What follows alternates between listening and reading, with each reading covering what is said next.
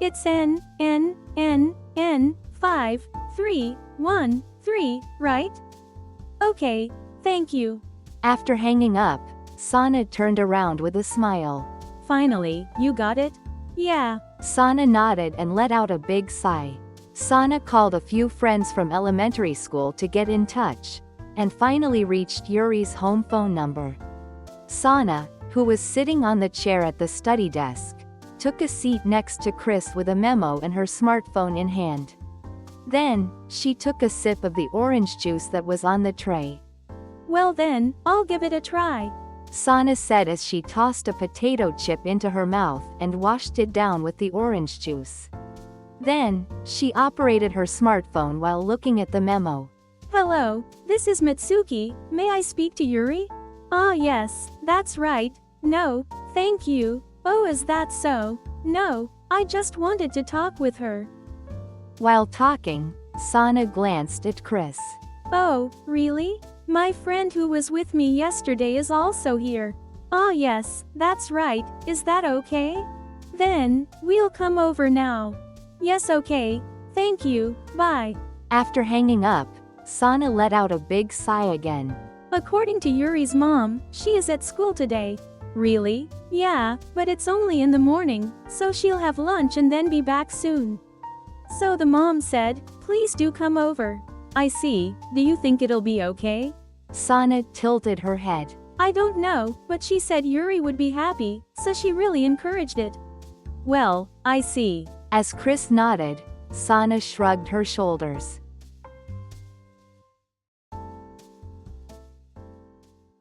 Yuri's house is located in the exact opposite direction from the area where Chris and Sana live, across from an elementary school. It was a large brick house. When Sana rang the intercom with a camera, the front door opened without a response. Mrs. Sakurai welcomed them. She is a slightly plump, kind-looking lady with glasses.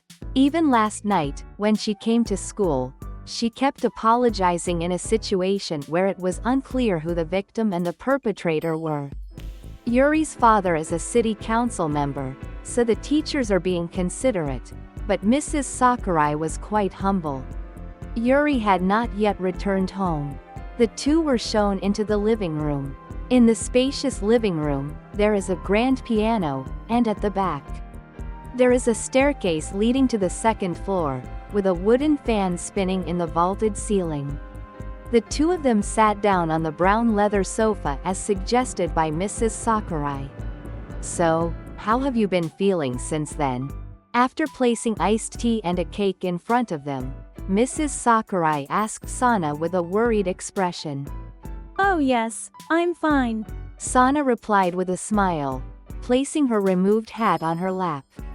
That's good to hear. Mrs. Sakurai smiled as she looked back and forth between Chris and Sana. But I was so surprised when I received a call from school last night. Because I was sure Yuri was at cram school. Oh please, help yourself.